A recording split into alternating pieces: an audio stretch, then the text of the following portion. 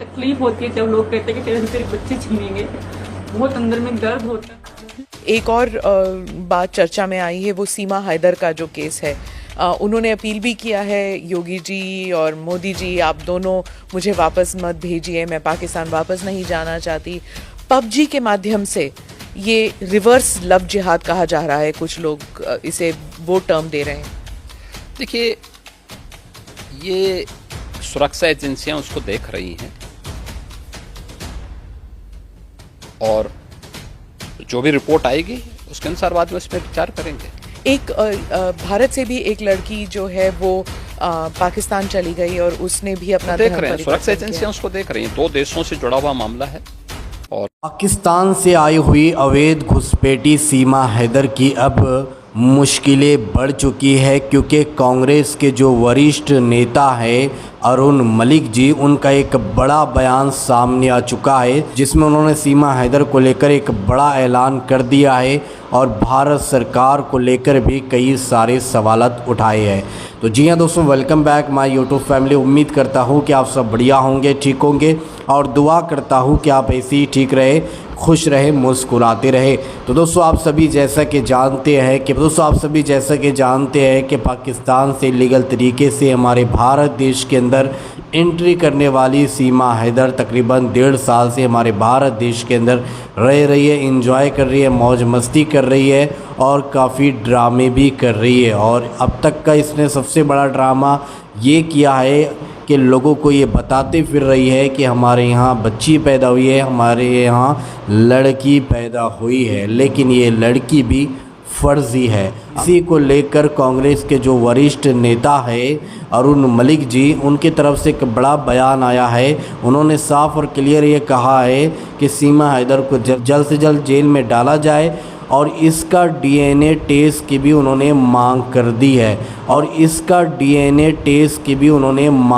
दी है और साथ साथ मोदी सरकार को लेकर कई सवालात उन्होंने उठाए हैं कि कैसे हमारे भारत के अंदर ये अवैध तरीके से एंट्री करती है, लेकिन इसके बावजूद भी इस पर कोई कानूनी कार्रवाई नहीं की जाती। आखिर इसको क्यों इतनी छूट दी गई है? तो आइए कांग्रेस के वरिष्ठ नेता अरुण मलिक जी की ये वीडियो क्लिप देखिए। जो देश है गैर कानूनी तरीके से बिना वीजे के वो लड़की यहाँ पे आई, खुद नहीं आई, 4 बच्चों को भी लेके आई। तो हमारी जो सीमाएं हैं वो सुरक्षित नहीं है। एक सीमा है, अगर सीमा को लांघ के आ गई तो सरकार छोड़ी हुई है। 1.5 साल हो गया। हाँ जी सर, 1.5 साल के अंदर ही तो बेटी को भी जन्म दे दिया। तो बधाई दो ना मोदी जी को, उनको पूछिए अब क्या बात है। वैसे तो हमारी अंजू गई थी, उन्होंने भगा दिया था। तो ये 1.5 साल से क्या राज क्या है, रहस्य क्या है भाई, बताओ। देश की जनता जानना चाहती है कैसे आ गई सीमा लाद के, कैसे आ गई 4 बच्चों के साथ। इसका मतलब कोई इंटेलिजेंस सारा फेल है, सरकार फेल होगी ना इसका। लेकिन अब तो बेटी पैदा हुई और जो बच्चा यहाँ भारत में पैदा हुआ भारत का नागरिक हो। देखिए मेरी एक बात सुन लीजिए, भारत के लोग भी कहीं बाहर जाते हैं लेकिन वीजा लेके जाते हैं, उनकी भी औलाद पैदा होती है, वहाँ की नागरिकता मिलती है। लेकिन ये अवैध तरीका है, ये अवैध तरीका है, ये वीजा लेके नहीं आई। मैं तो अभी भी कहा ये जासूस है, इंक्वायरी करो उसकी, इसकी जांच होनी चाहिए। 1.5 साल से एजेंसी सोई हुई है, क्या कर रही है एजेंसी? ये मोदी जी का शासन है, परिंदा पर नहीं मार सकता। सीमा हैदर सीमा पार करके आ गई, परिंदा पर नहीं मार सकता। अरे क्यों झूठी बातें करते हो? तमाचा है सरकार के ऊपर, तमाचा बहुत तगड़ा तमाचा कि एक लड़की 4 बच्चों को सीमा पार करके हमारे सीमा जिसका नाम है वो यहाँ आ गई और सरकार सो रही है। उनके एक मुंह बोले भाई हैं, वकील हैं जी, मामा बने हैं, कह रहे हैं कि लक्ष्मी आ गई। देखिए सुन लीजिए, वो वकीलों की बातों में नहीं जाता। कोई कोर्ट में जिरा करे ना करे, वकीलों का अपना पेशा होता है। तो उन्होंने अपने क्लाइंट के लिए, कोई भी क्लाइंट हो उनको उन्होंने फीस लेनी है और क्लाइंट का उन्होंने काम करना। वो भी AP सिंह जी है, वो भी हमारे देश के वकील हैं, लेकिन दिल से वो भी नहीं चाहते होंगे कि वो हो। एक टाइम यही है वो भी पीछे हट जाएंगे, लिख लीजिएगा मेरे को।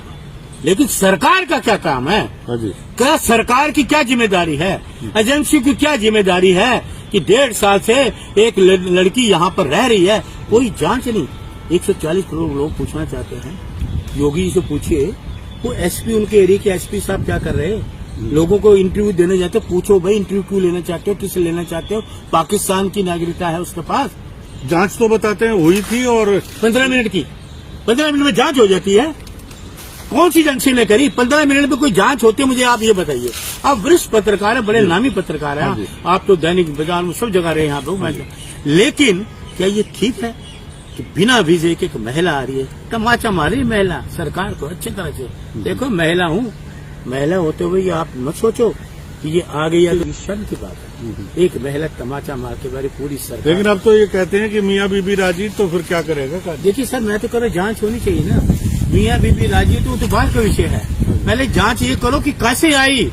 सवाल ये है कहाँ से आई, क्यों आई, रीजन क्या, राज क्या है, रहस्य क्या है, इस बात को जांच। क्या उसे नहीं रहना चाहिए? बिल्कुल नहीं रहना चाहिए, इसको जेल में गिरफ्तार कर जेल में डाल देना चाहिए। अब आप कहोगे मैं कांग्रेसी महिलाओं का सम्मान नहीं, अरे हम महिलाओं का सम्मान करते हैं, सबसे ज्यादा करते हैं, लेकिन एक गैर कानूनी तरीके से एक महिला आ जाए तो सरकार तो सोई हुई, फिर सरकार तो फेल है ना।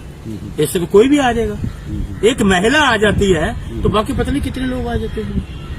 सारे कागज जो हैं अखबारों में भी छप रहे हैं, उनकी नागरिकता के कागज भी आ रहे हैं, लेकिन फिर भी आगे की कार्रवाई। नागरिकता का मैं विरोध करूँ ना, बड़े अच्छे से विरोध करूँ। नागरिकता नहीं मिलनी चाहिए, अब एक तरीके से हाँ भाई वीजा लेके आते हैं, हमारे एम्बेसी खुली हुई है देश की, लेती वीजा तो मना करते हैं क्या?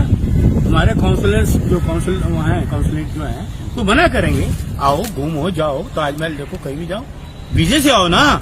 गैर कानूनी से राज और रहस्य क्या, ये बताओ लोगों। लेकिन एक अब बात की जाए, रेखा गुप्ता की सरकार रोहिंग्या मुसलमानों को तलाश कर रही है, बाहर भगा रही है, बांग्लादेश से जो आए उन्हें बाहर, और जो पाकिस्तान से आए। और ये बांग्लादेशी होते, ये जी सीमा हैदर के देखा जी, सीमा हैदर के बारे में बात करिए, पूछिए गृह मंत्री से, गृह मंत्री जी के पास जाइए, मुख्यमंत्री जी जाइए, उनसे पूछिए जी सीमा हैदर, आप बांग्लादेश की बात कर रहे हैं, सीमा हैदर क्यों आई, इसका क्या करना है, पूछो, जाके पूछे ना। रोहिंग्या और सीमा हैदर दोनों विषय एक जैसे? विषय एक जैसे हैं, एक जैसे विषय हैं, क्यों? सुन लीजिए मेरी बात, कोई लोग आता है, कोई शरण, एक शरण लिए, जैसे पॉलिटिकल शरण जो होती है, राजनीतिक शरणार्थी कहा जाता है, वो जब युद्ध होता है तब राजनीतिक शरणार्थी लोग आते हैं, तब युद्ध की स्थिति होती है, उसमें कोई भी आए तो आता है। लेकिन ये बातें ये क्यों तुम लोगों को, सारी जिंदगी में हिंदू मुसलमान ही करते रहे, सारी जिंदगी दुनिया कहाँ पहुंच रही है? लोग अरे लोग पेट के लिए रोजी रोटी मांग रहे हैं, दो उनको, महंगाई दूर करो, बेरोजगारी दूर करो, इस पे विषय पे बात करो। वो आगे रोहिंग्या निकाल दो, फलाना करो, इस पे बात नहीं करेंगे जो मुद्दे करने वाले। 140 को किसान अपना हक मांगते कीले ठोक देते हो, बिहार में लड़की के पैरों में कील ठोक दी, ये सरकारें हैं क्या?